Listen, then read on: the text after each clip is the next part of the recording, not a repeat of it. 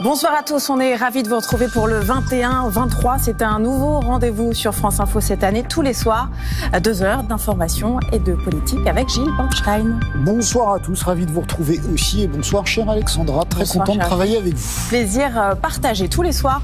On va vous proposer de revenir d'abord sur 2 grands thèmes de l'actualité et voici d'ailleurs les 2 thèmes qu'on a choisi de traiter ce soir. D'abord le pass sanitaire, 1,8 million de salariés ont dû le montrer ce matin pour aller bosser. Ça concerne uniquement ceux qui sont en contact avec le public. Comment ça s'est passé? Bazar ou pas? Quelles sanctions pour ceux qui refusent? Y a-t-il un risque d'abus de la part des patrons? On en parlera avec nos invités. Et puis notre deuxième thème, c'est le thème de la rentrée politique. Elle ressemble à une lutte des places dans beaucoup de partis, un bal des égaux qui pourrait bien laisser un boulevard à Emmanuel Macron.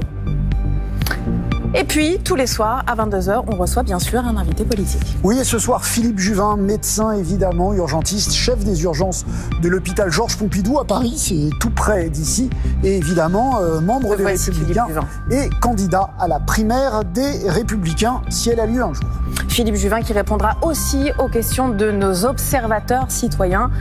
3 Français qui seront en direct avec nous tout à l'heure par Skype. Une sorte de grosse réunion Zoom pour interpeller aussi le candidat à la primaire de la droite, l'un des candidats à la possible primaire de la droite, Philippe Juvin. Voilà pour le programme de la soirée, mais d'abord le journal avec Florent Maréchal. Et à la une ce soir, fini le quoi qu'il en coûte. Le gouvernement va désormais faire du sur-mesure pour aider les entreprises.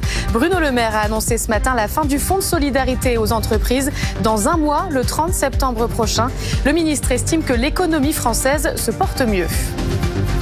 Nouvelle étape pour le pass sanitaire. Il est désormais obligatoire pour tous les salariés des restaurants, des cinémas ou encore des musées, pour tous ceux qui travaillent au contact du public. Il représente environ 1 800 000 Français. Alors comment les entreprises s'organisent? On vous explique dans un instant. Et puis la course contre la montre en Afghanistan après des tirs de roquettes ce matin autour de l'aéroport de Kaboul, revendiqués par le groupe État islamique. Le Conseil de sécurité de l'ONU se réunit en ce moment même en urgence. La France et la Grande-Bretagne réclament la création d'une zone protégée pour poursuivre les opérations humanitaires.